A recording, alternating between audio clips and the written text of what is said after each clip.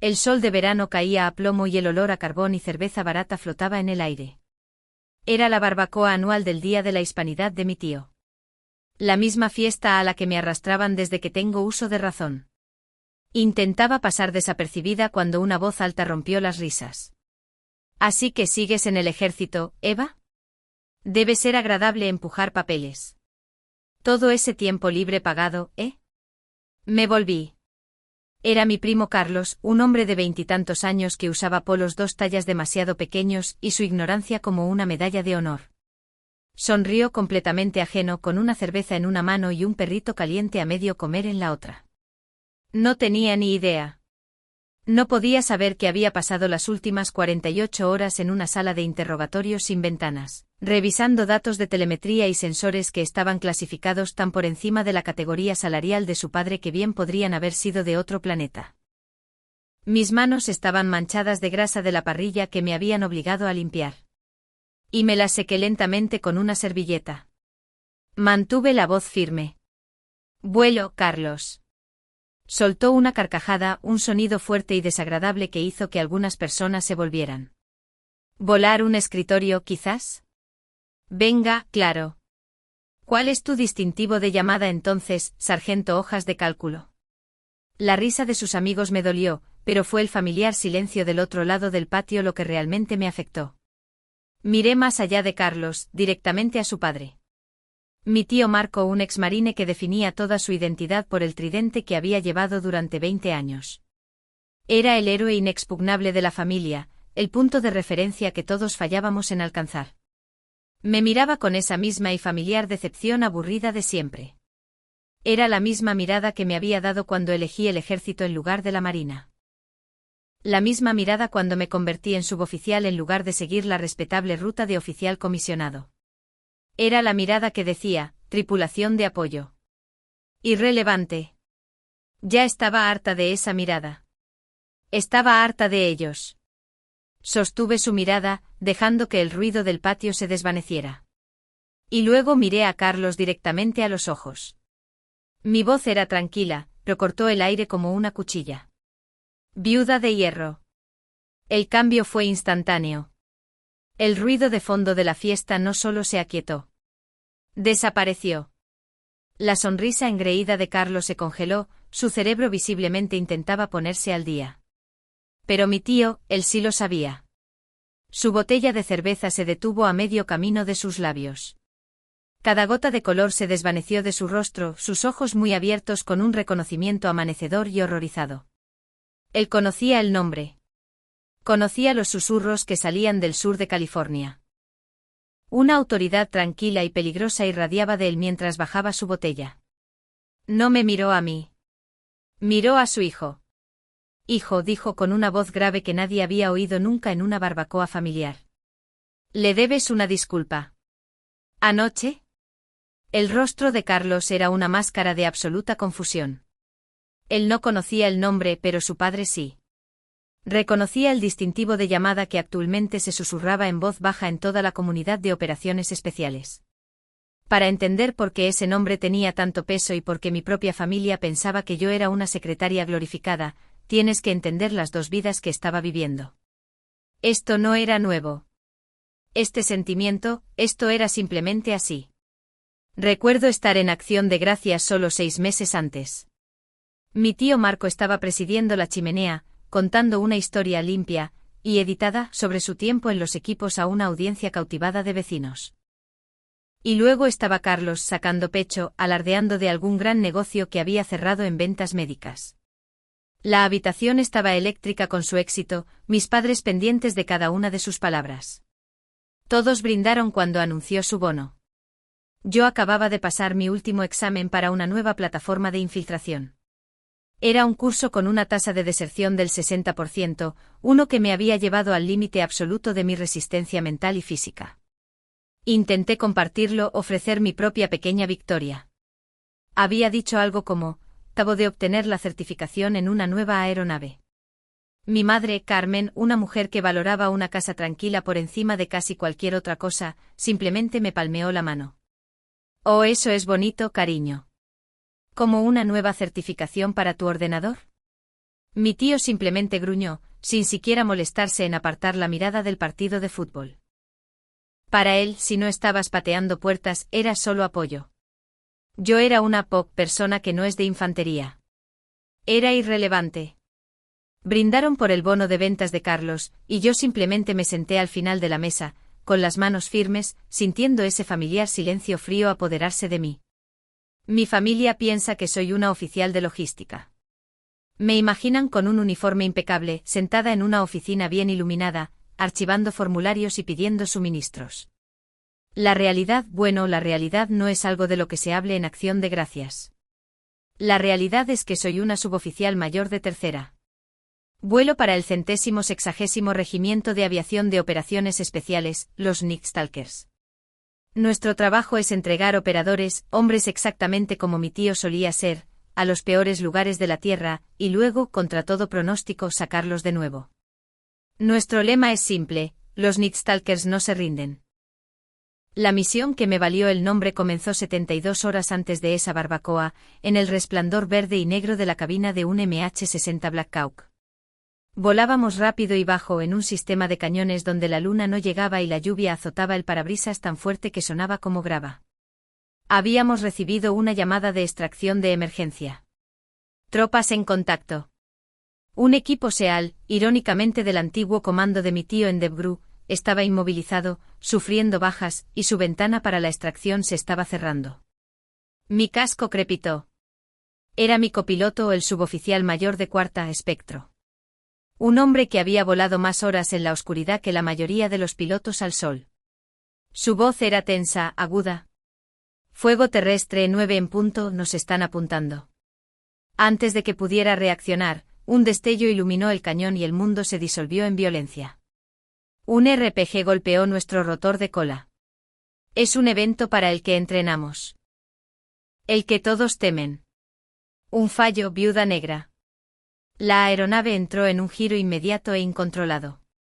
Alarmas a todo volumen, el metal chillando.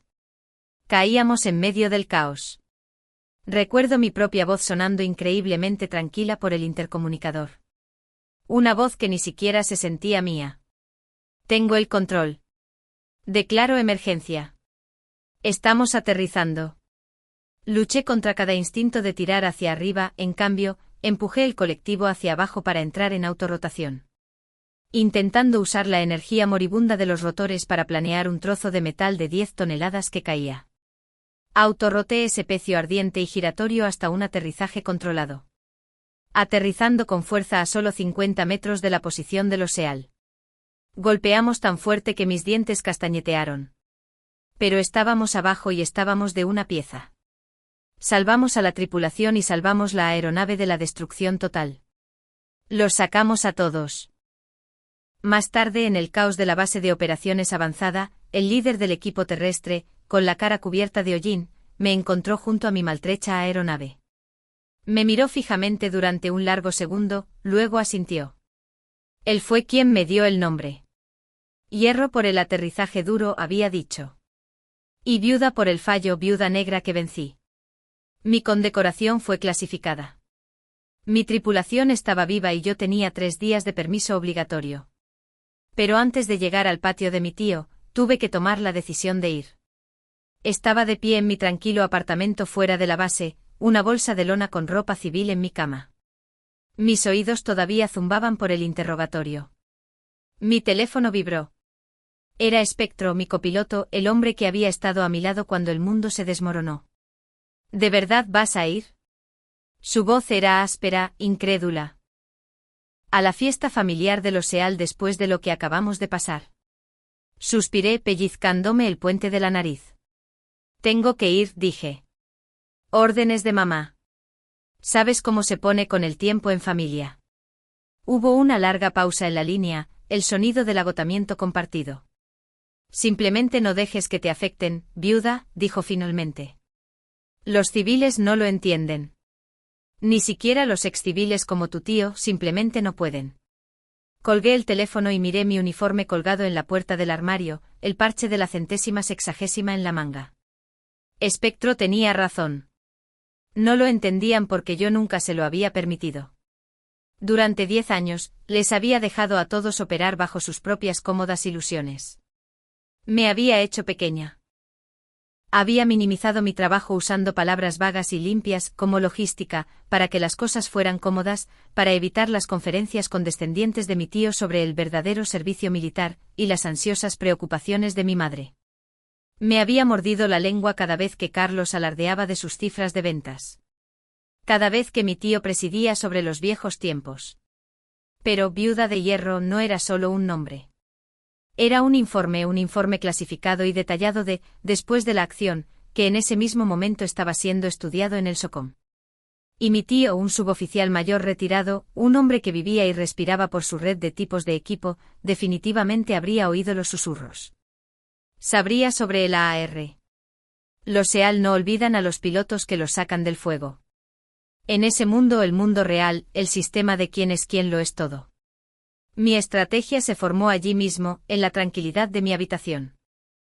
Era simple. No iba a discutir. No iba a explicar ni a justificar mi existencia. Simplemente iba a asistir según lo ordenado. Pero ya estaba harta de ser la pequeña soldado, segura de la familia. Si me desafiaban, si Carlos abría la boca y mi tío me miraba con esos ojos muertos y despectivos una vez más, finalmente usaría la única herramienta que ellos entendían. En la comunidad de operaciones especiales, tu nombre es tu moneda. Tu distintivo de llamada es tu informe de crédito. Decidí que era hora de dejarles consultar mi crédito. Agarré mis llaves y salí. Estaba entrando en una emboscada, pero por primera vez, yo era la que traía la munición. Crucé la puerta lateral, y en el momento en que mis pies pisaron la hierba del patio trasero, sentí el familiar y pesado cambio. Era una sensación física, como quitarse un chaleco de vuelo y ponerse un jersey demasiado pequeño de mi infancia. Ya no era la suboficial mayor de tercera. Era la pequeña Eva, la que tenía un trabajo de oficina seguro en el ejército. La que mi madre todavía intentaba emparejar con los hijos de sus amigos. La escena era exactamente como la había dejado 2 años atrás. Mi tío Marco presidiendo la parrilla, rodeado de vecinos admiradores, y mi primo Carlos junto a la nevera, ya ruidoso y sosteniendo una cerveza como si fuera un trofeo. Ni siquiera había llegado a los aperitivos cuando oí su voz. «Oye, Eva. Mira quién está aquí». Carlos me llamó con una sonrisa torpe en la cara. Estaba actuando para el pequeño público de sus amigos. «¿Así que sigues en el ejército? Debe ser agradable empujar papeles. Todo ese tiempo libre pagado, ¿eh?» Sus amigos se rieron. Había estado aquí una docena de veces. Esta era su rutina, establecer su propio éxito civil disminuyendo mi servicio, reduciéndolo a un trabajo de oficina de 9 a 5. Yo siempre había sonreído, asentido y seguido caminando. El camino de menor resistencia. Pero esta vez fue diferente. No solo sonreí y asentí. Me quedé quieta y lo miré. Vuelo. Carlos se rió, un ladrido fuerte y despectivo. Volar un escritorio, quizás. Venga, claro. Ahora se inclinaba, su voz se hacía más fuerte, proyectándose para beneficio del patio. ¿Cuál es tu distintivo de llamada entonces, sargento Hojas de Cálculo? La risa fue más fuerte esta vez. Todo el patio se aquietó volviéndose para ver el espectáculo. Esperaban que me avergonzara, que me sonrojara y me fuera. Sentí que mi tío dejaba de dar la vuelta a las hamburguesas. Sentí sus ojos sobre mí, pesados y expectantes con esa familiar y cansada decepción. Este fue el momento en que tomé mi decisión. Miré más allá de la cara engreída y burlona de Carlos y fijé mis ojos en mi tío al otro lado del patio. Luego volví mi mirada a mi primo. Mi voz era perfectamente tranquila, perfectamente baja, pero cortó el aire húmedo con absoluta precisión. Viuda de Hierro. La cara de Carlos estaba en blanco. Estaba procesando. Hierro. ¿Qué? Como él. Empezó a tartamudear, su broma desmoronándose. Pero mi tío Alfonso, las pinzas de metal que sostenía cayeron ruidosamente sobre la parrilla caliente. Había sido un SEAL. Todavía tenía su autorización de alto secreto. Todavía tenía sus contactos. Habría oído los rumores, los susurros que venían de Afganistán, un ave de la 160ª caída, un incidente de viuda negra, un equipo SEAL sacado del fuego hacía solo 3 días. Su botella de cerveza se detuvo a medio camino de sus labios. Todo rastro del relajado padre de barbacoa desapareció, reemplazado por la fría concentración del suboficial mayor del que solo había oído historias. Su voz era totalmente diferente. Era aguda, profesional, y tenía una nota de algo que nunca antes había oído dirigido a mí. «Shock». «¿Qué dijiste?», preguntó, sus ojos fijos en los míos. No rompí su mirada. Igualé su tono. «Mi distintivo de llamada es Viuda de Hierro, tío». Dio un paso atrás de la parrilla. Su voz era más baja ahora, casi un susurro, su mente claramente acelerada, conectando los puntos. «Viuda de Hierro de la Operación Garra Roja». Mi aliento se cortó. Él sabía el nombre real de la operación, el clasificado. La que continuó, la que hizo el aterrizaje forzoso del 60 en el objetivo ápice. Por supuesto que lo sabía. Probablemente estaba recibiendo mensajes de texto de pánico de sus viejos compañeros, todos haciendo la misma pregunta: ¿quién era esa piloto? Sí, señor, dije, mi voz firme. Esa era mi aeronave. Sacamos al equipo Alfa. Mi tío, el hombre que nunca me había mostrado ni una pizca de respeto profesional, se puso de pie. Ya no miraba a su sobrina. Miraba a un compañero operador. Y en ese momento miraba a una leyenda. Carlos, completamente perdido, finalmente encontró su voz, rompiendo el hechizo. ¿Qué? ¿De qué están hablando? ¿Qué está pasando? Mi tío se volvió hacia su hijo y su cara estaba furiosa. Hijo, dijo, su voz tranquila, pero con toda la peligrosa autoridad de su antiguo rango. Le debes una disculpa. Noah, el rostro de Carlos se arrugó de confusión. ¿Qué? ¿Por qué? Era una broma. Mostrarás respeto, ordenó mi tío, y todo el patio quedó en silencio. No tienes ni idea de con quién estás hablando. Señaló con un dedo tembloroso, no a mí, sino a su propio hijo. Esta es la suboficial mayor Evangelina. Es piloto de los Nightstalkers. Y Viuda de Hierro es el nombre que le dieron los SEAL después de que salvó a un equipo entero hace 3 días. No eres digno de pronunciar su nombre. El silencio que siguió fue absoluto. La cara de Carlos estaba blanca como el papel, su humillación pública completa. Mi madre parecía a punto de desmayarse. Yo simplemente me quedé allí con las manos firmes, observando cómo toda la dinámica de poder de mi familia, una dinámica construida durante 30 años de falta de respeto casual, se rompía y se reescribía en tiempo real. Carlos murmuró una disculpa tan baja que apenas la oí, y huyó al interior. Mi tío simplemente me miró fijamente, su mente acelerada, recalculando toda mi vida. El hombre que vivía según un código de honor se había visto obligado a hacerlo cumplir públicamente contra su propio hijo. La fiesta no solo se aquietó. Murió. El silencio incómodo era denso, roto solo por el chisporroteo de la parrilla desatendida y el sonido distante de la radio de alguien. Carlos se había ido huyendo a la casa, cerrando la puerta mosquitera de golpe. Los vecinos, que se habían reído de los chistes de Carlos momentos antes, de repente encontraron sus zapatos increíblemente fascinantes. Comenzaron a murmurar excusas, recogiendo a sus hijos y sus neveras portátiles, desapareciendo del patio uno por uno. Mi madre, con la cara pálida, simplemente se quedó junto a la puerta corredera de cristal, con las manos revoloteando a los lados, completamente insegura de qué lado debía estar. Toda la estructura social de la familia, construida sobre los pilares gemelos del legado de mi tío y el ego de mi primo, acababa de ser demolida. Después de un minuto largo y pesado, mi tío Marco finalmente se movió. Lentamente, deliberadamente, dejó su cerveza. Se acercó a mí y toda su postura era diferente. El inflado patriarca rey de la parrilla se había ido. Parecía más pequeño, desinflado. Se quedó a unos metros, sin hacer contacto visual. Sus manos entrelazadas torpemente delante de él. Ya no era el suboficial mayor sabelotodo. Era solo un hombre completamente superado. Eva, comenzó con voz áspera. Se aclaró la garganta. Jefa, yo no sabía. Finalmente levantó la vista, sus ojos buscando los míos, no con decepción, sino con una nueva y frenética confusión. ¿Por qué no dijiste nada?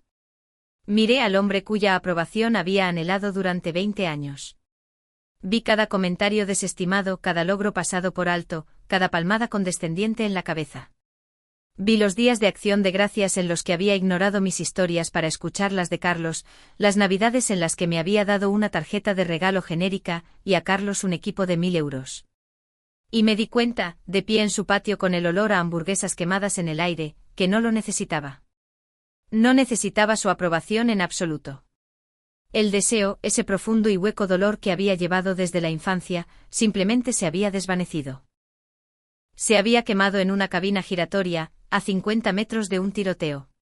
Ya me había ganado el respeto de los hombres a los que admiraba. Su opinión ya no era el objetivo de la misión. Mantuve la voz tranquila. Estaba clasificado, tío. Era la respuesta perfecta e impecable. Era la verdad y era un muro.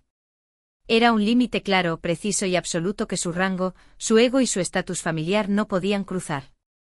Él entendía ese lenguaje.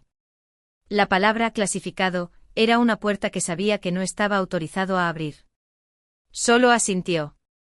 Un solo movimiento corto y brusco. Entendió. La conversación había terminado. Mi vida ya no era asunto suyo.